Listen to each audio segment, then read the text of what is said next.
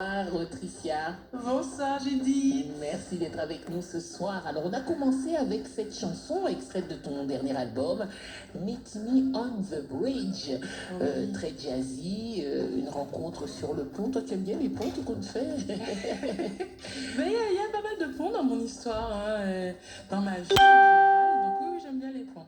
Alors quels sont les principaux ponts de ta vie? Eh ben, dans pont cette d'Avignon. chanson-là, je parle du pont que je voulais construire entre Paris et Sydney pour rencontrer mon amoureux de l'époque. Il y a le pont du Moule sur lequel j'ai fait mon clip. Il y a le pont de Sydney qui est magnifique, le Harbour Bridge. Le pont de Brooklyn, est-ce que c'est un pont qui te parle? Attends, c'est à San Francisco, j'ai traversé le pont. Je sais plus c'est lequel, comment il s'appelle celui-là. Ah ben là j'ai... Mais le grand pont rouge là qu'on voit dans les films. Et voilà, mais après j'ai la capacité de faire le pont entre les gens, de créer des relationnels entre les gens. Et tu l'as prouvé particulièrement pendant la période du confinement, mais on en parlera dans quelques instants. Alors, on est en période de vacances, bien évidemment. Je suppose que pendant ces vacances, tu vas pouvoir nous offrir quand même quelques spectacles. Oui. Est-ce qu'on aura le plaisir de t'entendre? Où et quand?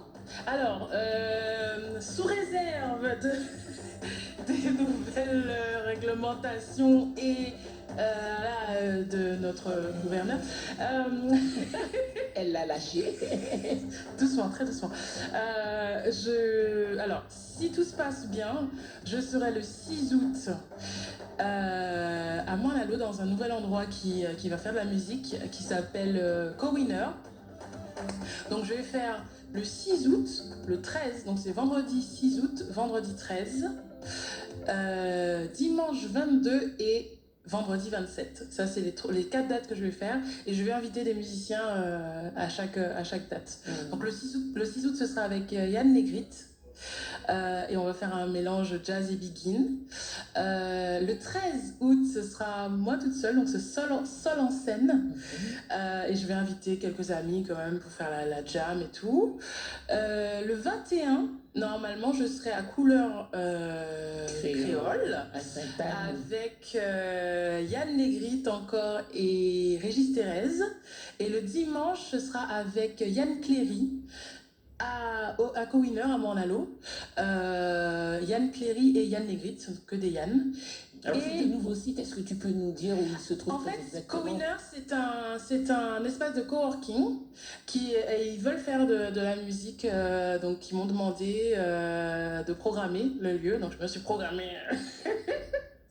Non, en fait, c'est prévu de programmer plein d'autres mondes, mais comme c'est très compliqué en ce moment, on a organisé des choses qui ont été annulées à la dernière minute, donc là on s'est dit, bon, on fait comme ça, et après on programmera d'autres artistes. Et en fait, ça se trouve juste, en fait, au rond-point du Crabe, l'ancien rond-point du Crabe. C'est quand tu es sur la grande avenue pour aller vers, tu as le Moule dans ton dos, tu as Mornalo dans ton dos. Le grand boulevard. Voilà, et bien sur la droite, en contrebas, il y a un bâtiment et ça s'appelle Co-Winner. C'est un espace vraiment très sympa, tu peux louer, tu peux venir à l'heure. Travailler, tu peux louer aussi l'espace pour des réunions, pour des conférences. Il y a des salles, c'est vraiment très beau. Vraiment très sympa. On va trouver de toute façon, ce sera très facile à repérer.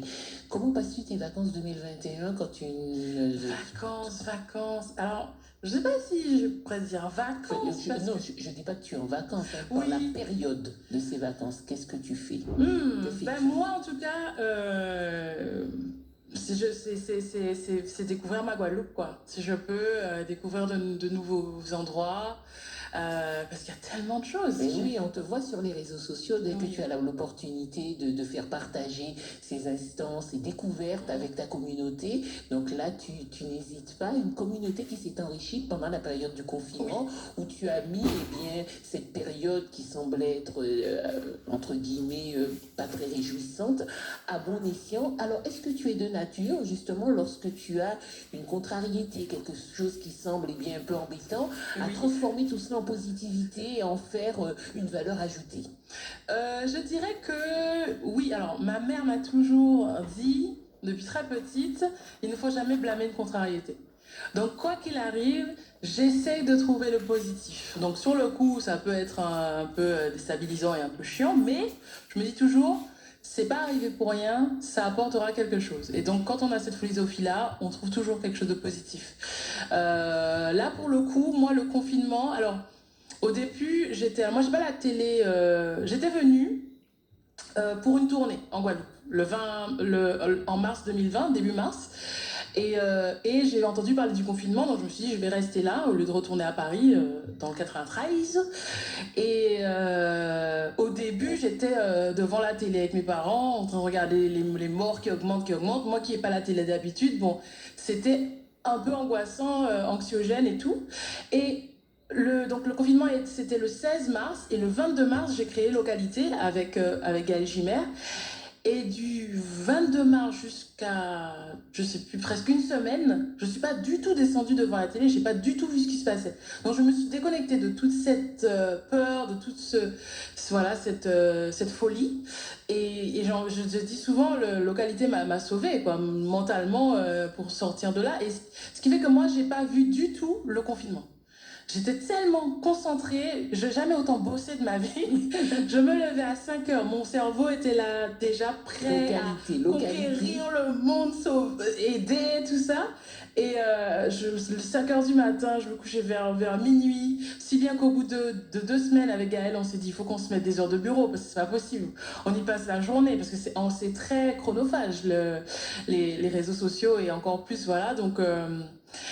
Ouais, mais c'est une super belle aventure et qui continue d'ailleurs, donc ça me fait très très plaisir et on découvre de belles personnes. Et d'ailleurs, je passe un petit appel, on a beaucoup de gens, d'acteurs locaux de la Grande Terre sur le groupe, mais on n'a pas beaucoup de personnes sur la Basse Terre, donc que ça soit des boulangers, mobilisez-vous voilà, aussi pour vous connecter. Voilà, pour faire connaître, parce qu'il y a des gens. Il y a des gens et qui ont peut-être. Alors, il faut savoir aussi, est-ce qu'ils ont envie de publicité? Parce on est quand même 32 000 sur le groupe. Donc, à partir du moment où tu mets ton annonce sur le groupe, il y a quand même potentiellement 32 000 personnes qui la voient. Et donc, ça peut entraîner aussi plein d'appels derrière, plein de commandes. Donc, il faut pouvoir assurer derrière. Mais voilà, il y a de la demande. Il y a beaucoup, beaucoup de demandes et on attend, voilà, on attend les gens. Des boulangers, des agriculteurs, des pépiniéristes, des gens qui font des cosmétiques naturels, des petits producteurs. Des pays locaux, des voilà. Produits faits ici, fabriqués ici, voilà. De façon naturelle, et bien vous connectez Localité. On fait pas l'art, on fait pas les vêtements et l'art, tout ça. Je pense que c'est à quelqu'un d'autre de le faire. On peut pas faire tout l'État, mais on se concentre voilà, sur la nourriture et les choses, les besoins essentiels. Voilà. Et d'ailleurs, je fais un petit coucou à la communauté de Localité.